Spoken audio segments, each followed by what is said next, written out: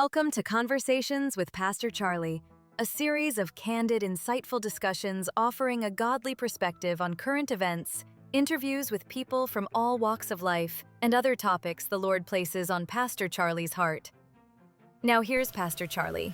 Now, because the United States of America is getting ready to celebrate our 250th anniversary, I have been going over foundational principles. Now, tonight, I want to continue to talk about something that some might call political, but it is really a biblical principle, and it affects the church as well as the United States. Now, this is part 8 of the United States, or United We Stand series. Now, our starting point was and still is Mark 3, verses 24 and 25. If a kingdom is divided against itself, that kingdom cannot stand. If a house is divided against itself, that house will not be able to stand. Now, this applies to our nation. It applies to the church, and it applies to our families. Now, previously, we identified several problems that has divided the church and therefore our country and has led to disunity. Now, last week, we went over how big is too big. Tonight, I want to address the fact that this nation, with all our flaws, was and still is the greatest nation in existence. We help more people across the world than any other country. Our government gave $52.7 billion in 2011 in foreign aid. But there was an additional $24.2 billion given by the private sector. Now, that's a total of almost $68 billion. Now, on 9/11, this nation was attacked. But today, we face a far greater enemy, the enemy within. And this past election shows how close we are to losing the battle to remain not just the greatest nation in the world, but totally losing our identity. Now, I want to share 28 fundamental beliefs of the founding fathers. Now, I don't want you to get worried, okay, because it's going to go pretty quick. Now, it was their belief, the founding fathers, that these must be understood and perpetuated by every people who desire peace, prosperity, and freedom. Now, principle 1, the only reliable basis for sound government and just human relations is natural law. Natural law is binding ethical principles derived directly from God. Now, Romans chapter 2, verses 14 and 15 says, even Gentiles who do not have God's written law show they know his law when they instinctively obey it, even without having heard it. They demonstrate that God's law is written in their hearts, for their own conscience and thoughts either accuse them or tell them they are doing right. Now, principle 2. A free people cannot survive under a Republican Constitution unless they remain virtuous and morally strong. Now, this means we, the people, have to be honest, honorable, and moral. Principle 3.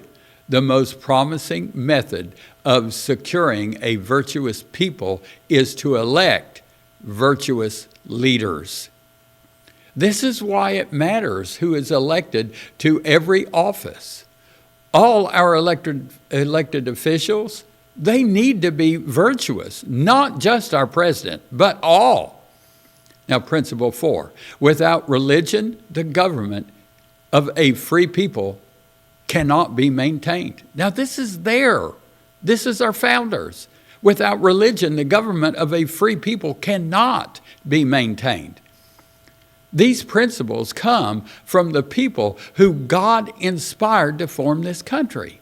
Now, principle 5, All these things were created by God. Therefore, upon God, all mankind are equally dependent, and to him they are equally responsible. Now, principle 6. All mankind were created equal and are equal.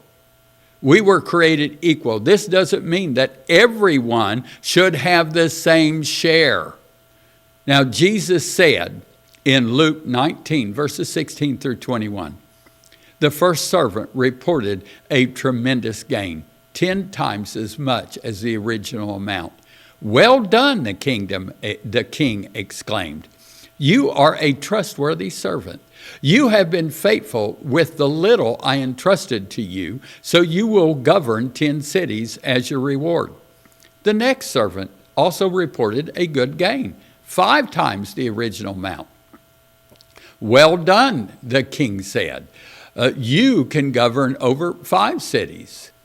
But the third servant brought back only the original amount of money and said, I hid it and kept it safe. I was afraid because you are a hard man to deal with, taking what isn't yours and harvesting crops you didn't plant.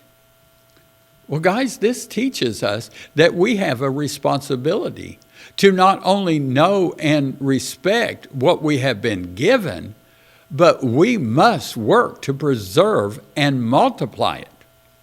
Now, principle 7. The proper role of government is to protect equal rights, not provide equal things. Now, income distribution is against our founders' intentions. Principle 8. Mankind are endowed by God with certain unalienable rights. Now, among them are life, liberty, and the pursuit of happiness. Not happiness, but the pursuit of happiness. Principle 9. To protect human rights, God has revealed a code of divine law. Now, I personally think that the 10 Commandments are simple and clear. So, what about having no other gods before God, or no idols, not taking his name in vain, keeping the Sabbath, honoring our parents, not murdering, not committing adultery, not stealing, not lying, not craving what someone else has? What do they not understand? Principle 10. The God-given right to govern is vested in the sovereign authority of the whole people, not the people elected, but the people that elected them. We are responsible to elect moral and qualified people to office. That means we must vote, and vote with biblical standards. Principle 11. The majority of the people may alter or abolish the government which has become tyrannical. Guys, it's getting close to the people of the United States to take this action. Principle 12. The United States of America shall be a constitutional republic. Guys, we're not a democracy.